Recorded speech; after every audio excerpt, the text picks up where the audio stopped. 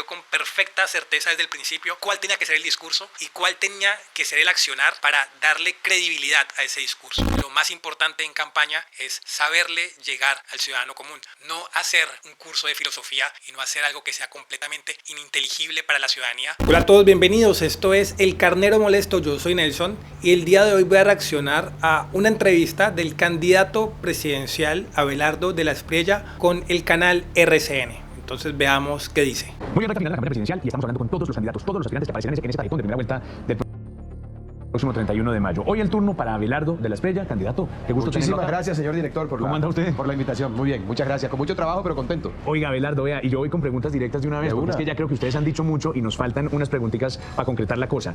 Si un televidente que lo está viendo hasta ahora dice, oiga, tengo dudas entre votar por Abelardo de la Espriella y Paloma Valencia, ¿cuál sería el mejor argumento que usted tendría para que voten por usted? Yo soy completamente independiente en lo político, en lo económico y defiendo unos principios y valores fundacionales que no ideología, que representan el alma de la colombianidad. Yo tengo una fórmula vicepresidencial que defiende esos mismos valores, que defiende la mayoría del pueblo colombiano, José Manuel. La familia como núcleo fundamental de la sociedad, la creencia en Dios, el respeto de la propiedad privada, la promoción de la libre empresa, mano de hierro contra el crimen, empoderamiento a la fuerza pública para que haga su trabajo, oportunidades de estudio y trabajo para los jóvenes, lucha contra la corrupción, por un bloque contra la corrupción, recuperación del sistema de salud, lucha contra el hambre. Hay 20 millones de compatriotas que se van a la cama con una sola mala comida. Y la lucha porque la gente tenga agua, alcantarillado. Muchos pueblos de Colombia están en el olvido. Y eso que necesita Colombia no se hace con los de siempre. Eso se hace con una visión. Aunque quizá para alguno pueda parecer negativo, porque en gran medida una de las críticas que se le ha hecho a Abelardo de la Espriella es precisamente que no tiene experiencia en el sector público, que no ha gobernado nunca un departamento, un municipio o lo que sea, sino que su experiencia es básicamente su vida propia. Entonces ha sido abogado, ha sido empresario, ha tenido diferentes incursiones en diferentes mercados, pero siempre alejado propiamente de lo que es la política. Para muchos eso, como digo, es malo, pero en realidad ese es el gran diferencial que tiene Abelardo de la Espriella con Paloma Valencia. Y narrativamente creo que es lo que más ha generado impacto de su campaña, porque lo que vemos por una parte es a Paloma Valencia con una clase política que vemos hace 20 o 30 años, que vemos todos los días, siempre opinando, siempre diciendo cómo ellos van a mejorar el país, cómo ellos sí son realmente el cambio, cómo ellos realmente sí están luchando por los intereses de la ciudadanía, pero lo que la ciudadanía ve es que no existen resultados, y lo que la ciudadanía ve es que a pesar de lo que ellos dicen y a pesar de que muchos de ellos han gobernado, que muchos de ellos han tenido decisiones desde esferas del poder, que la vida de la ciudadanía es la misma, o que en muchos casos ha empeorado notablemente, como la seguridad ha empeorado, como la salud ha empeorado, como la economía ha empeorado, y así podríamos seguir. Y si bien ellos no han gobernado propiamente los últimos 4 años, ellos son parte de esas esferas de poder, así como lo han sido hace 20, 30 y 40 años, así como los venimos escuchando repetidamente de que ellos sí saben qué hacer, de que ellos sí son lo mejor para el país, pero en el fondo todos sabemos el desprecio que sentimos los ciudadanos frente a la clase política. La clase política actúa principalmente para sus propios intereses, sea clase política de derecha o sea clase política de izquierda. El gobierno de Gustavo Petro terminó de demostrar eso, terminó de mostrarle al país dicha realidad, porque la izquierda no había gobernado antes, o al menos no propiamente como lo está haciendo actualmente con Gustavo Petro, y se decía que con ellos iba a hacer el cambio que el país necesitaba. Muchos creyeron esa mentira pensando que al no haber sido propiamente parte de los gobiernos, no directamente, no desde una presidencia como actualmente con Petro, de que el país podía cambiar, de que el país podía mejorar. Lo que nos hemos dado cuenta y lo que se han dado cuenta gran parte de esos votantes petristas, que no ha sido así, que el país en lugar de mejorar empeoró en muchos aspectos. Abelardo de la Espriella no hace parte de eso, y eso es algo que ha sabido utilizar correctamente, no solo porque se desvincula con esa clase política que tanto daño le ha hecho al país, sino que entiende cómo en diferentes países eso ha sido efectivo. En Estados Unidos con Donald Trump, en Argentina con Javier Milei o en El Salvador con Nayib Bukele. Entonces se da cuenta de que esto es algo que necesita la ciudadanía. La ciudadanía necesita salirse de esos discursos de la clase política que se repiten una y otra vez, y que una y otra vez no tienen resultados. Y no por nada la espina dorsal del discurso de Abelardo de la Espriella es ese precisamente, los de siempre, los que siempre han gobernado y nunca han tenido resultados en favor del país, contra los nunca, los que nunca han tenido la oportunidad de gobernar y siempre han sido de alguna forma víctimas de esa clase política que solo piensa en sí misma. Para terminar con este tema de los de siempre y los nunca, como dice usted, alguna gente que lo ve dirá, ¿y los Char están con Abelardo de la Espriella? ¿Esos son de siempre o son de nunca? Yo no me he reunido con los Char. Ajá. Yo tengo un gran afecto por don Fuad Char y por Alejandro, por su familia. Yo que he dicho, no acepto a los partidos. El que en el libre ejercicio de su libertad democrática se quiera adherir, lo puede hacer como cualquier ciudadano.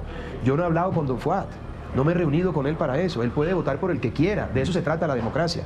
Lo que está claro aquí es que yo le he dicho a todos los partidos que me buscaron, porque todos los partidos me buscaron.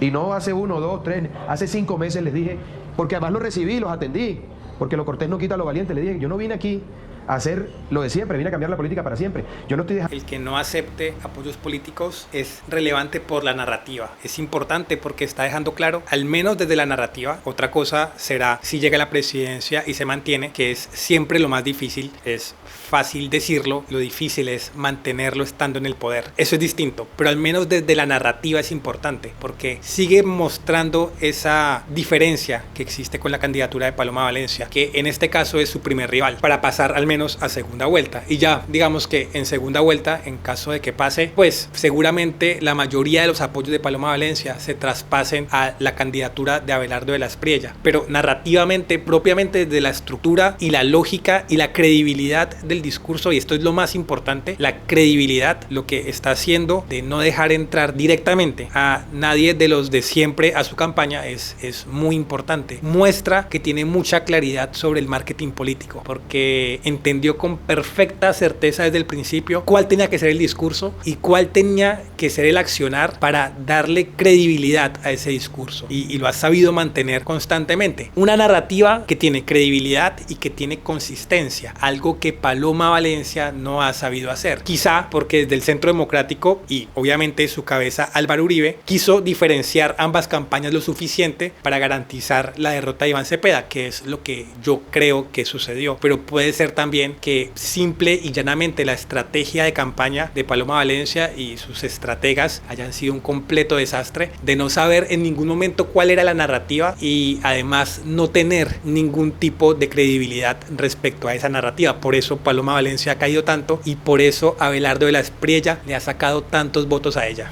En esta conversación, Abelardo, dice el Banco de la República que la confianza en el país se ha deteriorado y que eso incide no solamente en la inflación, sino también en las tasas de interés.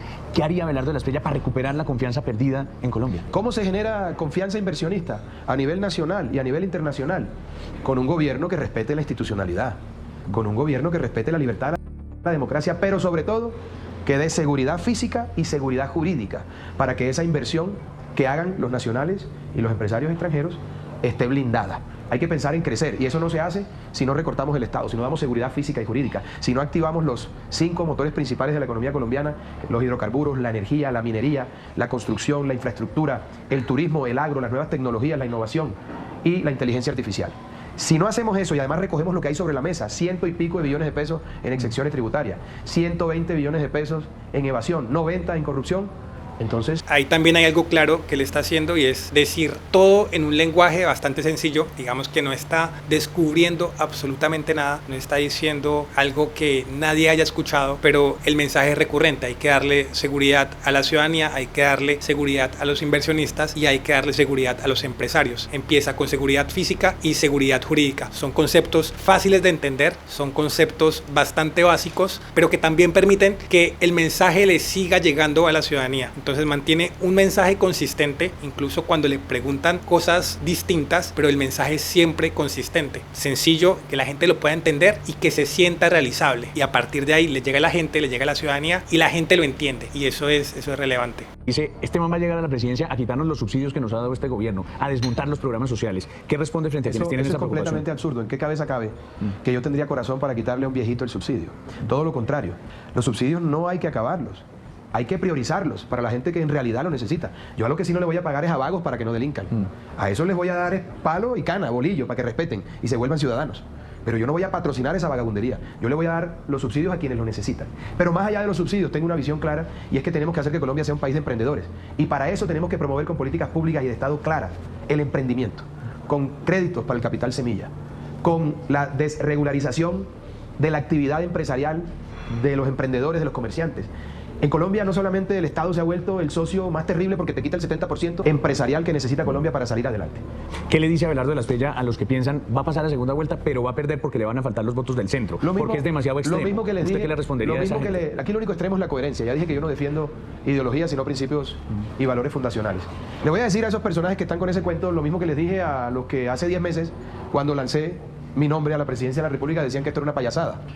Luego, 9 meses después, dijeron que solamente tenía redes sociales. A los 8 meses, cuando empecé a llenar todas las plazas de los pueblos, dijeron, tiene calle también. Cuando llené el Movistar con 16.000 personas, 3.000 se quedaron afuera, sin tamales, sin políticos, sin buses, ahí sí les tocó consultar al psiquiatra. Y a partir de ese momento empezaron a inventar que Sergio Fajardo tenía todas las posibilidades. Cuando se les desinfló Fajardo...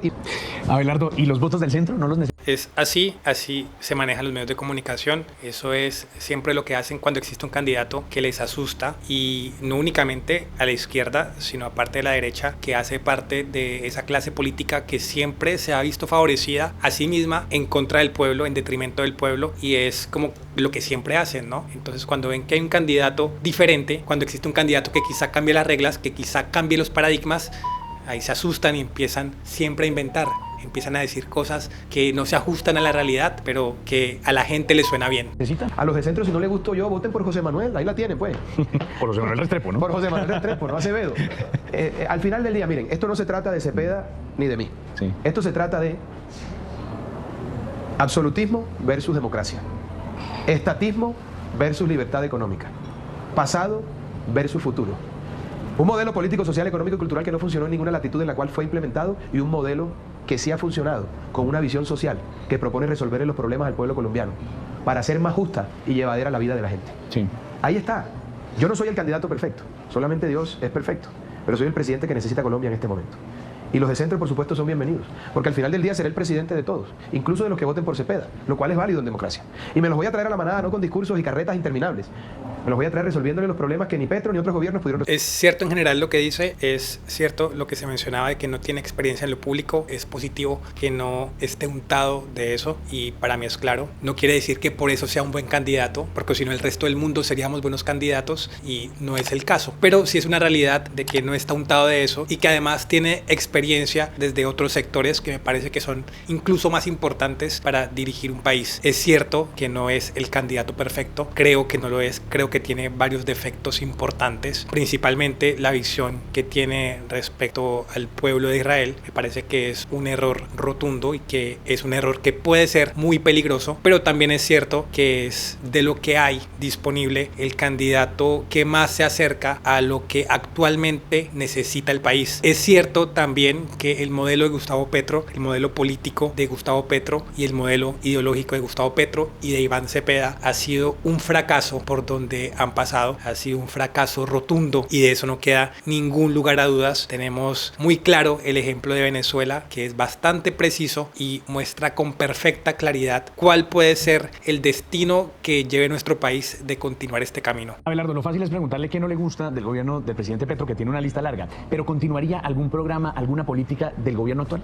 Yo creo que el aumento al subsidio de los abuelitos es más que justo y válido. Y yo pienso llevarlo más arriba incluso. Mire, una curiosidad, ¿viviría aquí en la Casa de Nariño, en Bogotá? No voy a vivir en la Casa de Nariño, voy a ir una semana a cada departamento de Colombia con un puesto de mando unificado, con lista en mano, resolviendo los problemas de la gente. Y le voy a decir al comandante de la policía y el ejército, aquí en el Cauca están estos bandidos de la disidencia, ustedes me entregan a esos bandidos, tienen un mes para entregármelos, si no se va usted, general. A cazarme a esas ratas. Aquí tiene todos los recursos que necesite, técnicos, militares y tecnológicos, para que me dé de baja o me capture a esos bandidos.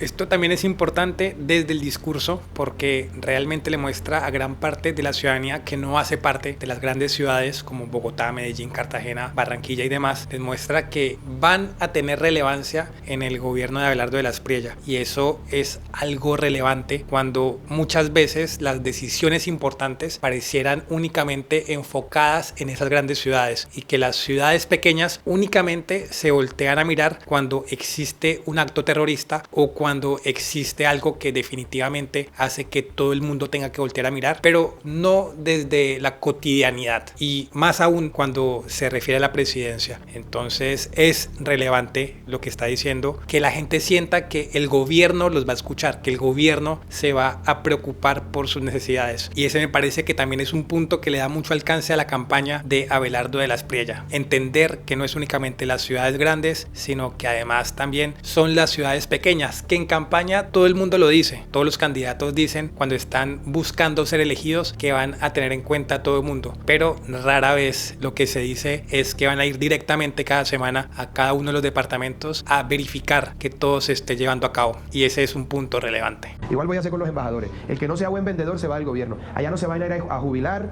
burócratas de toda la vida, a tomar whisky y a hablar paja en los cócteles, y a salir en reuniones sociales y en periódicos y en revistas del Jet Set Internacional. Esa vaina se acabó conmigo. Necesito vendedores como embajadores. Su vicepresidente va a ser canciller, además, usted lo ha dicho, ¿no? No, él va a ser. Lo que pasa es que, acuérdate que él va a ser como el Marco Rubio de mi gobierno, va a estar en todo. Okay. Y va a estar actuando con el canciller o la canciller de la mano para el tema internacional. Y a los ministros y a los embajadores también, con resultados, midiéndole los resultados como si fuesen unos gerentes de una compañía privada o un gerente de banco. Y se le dice a los embajadores, hermanito, si usted no me vende café, si no me vende petróleo, si no me vende esmeralda, si no me vende cacao, palma, los productos colombianos, y al final del mes usted no está haciendo una buena venta, gracias por su servicio, que Dios lo bendiga. Aquí necesitamos vendedores. Es así, es cierto, totalmente cierto. Algo que digo constantemente en mis videos, hace tiempo lo digo, la clase política piensa principalmente en sus propios intereses, sea de izquierda o sea de derecha, no importa, pero piensan en sus intereses, y después, de pronto, si algo sale en la ciudadanía, pero no, la ciudadanía nunca es el eje principal en el pensamiento de la clase política. La clase política piensa es en el poder, en la capacidad de obtener poder, no en la capacidad que pueden tener para ayudar a la ciudadanía. Y es muy pragmático. Otro punto a favor que tiene desde su discurso para llegarle a la ciudadanía, es muy pragmático. Las cosas son muy sencillas, tienen que hacer esto y tienen que dar resultados. Si no lo hacen, simplemente se van. Muy sencillo, muy pragmático y muy fácil de entender para el ciudadano común. Eso es importante, eso es esencial. Lo más importante en campaña es saberle llegar al ciudadano común. No hacer un curso de filosofía y no hacer algo que sea completamente ininteligible para la ciudadanía, y por dárselas el candidato, el eventual candidato, por dárselas de muy erudito, que al final nadie entienda lo que quiso decir, que al final no le llegue a la ciudadanía, que ha sido un poco lo que ha hecho Fajardo a lo largo de su carrera política, de que unos discursos muy bonitos, pero al final no le llega a la gente. Abelardo es muy pragmático, es muy claro en lo que tiene que hacerse, y es muy claro que lo que se necesitan son resultados. Oiga, Abelardo, terminamos estos ejercicios de conversación con ustedes, con los candidatos presidenciales, siempre con una pregunta de un joven. En este caso, Santiago quiere hacer la pregunta. Claro, por supuesto, ¿cierto? Pero lo que sea. Listos, listos. Yo te quiero preguntar, ¿qué propones para mi generación? ¿Qué le dices a esos jóvenes que han hecho la ruta que se espera? ¿Sí? Que tal vez no todos queremos ser empresarios, la verdad. Tal vez queremos tener un trabajo digno, un trabajo digno. Yo creería que esperamos que un Estado nos proteja. Pero ¿cómo encaja eso con hacer más chiquito el Estado? ¿Cómo dinamizar eso? ¿Qué le dices a mi generación? El mundo cambió, y con ello la educación también. ¿Yo qué le propongo a los jóvenes de Colombia?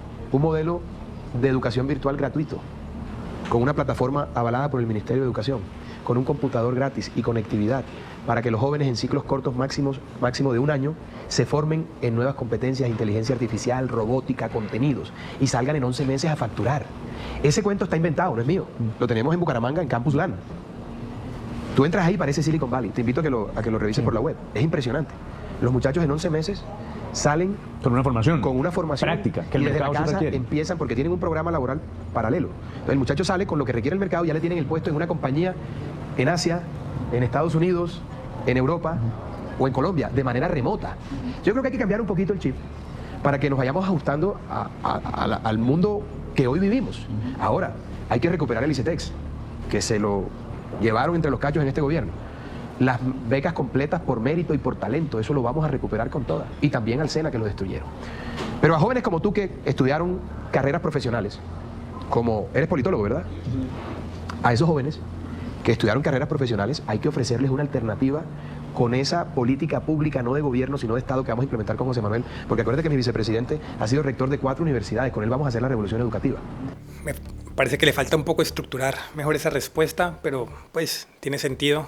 La lógica que tiene hoy el mundo se diferencia un poco de la lógica histórica de las labores y de los trabajos como se han establecido en el país y alrededor del mundo. Hoy hay realmente un cambio y es importante hacer, digamos, que esa academia en esos diferentes sectores de la tecnología que quizá no se han explotado de forma suficiente. Igual me parece que le falta completar o trabajar un poco mejor esa respuesta.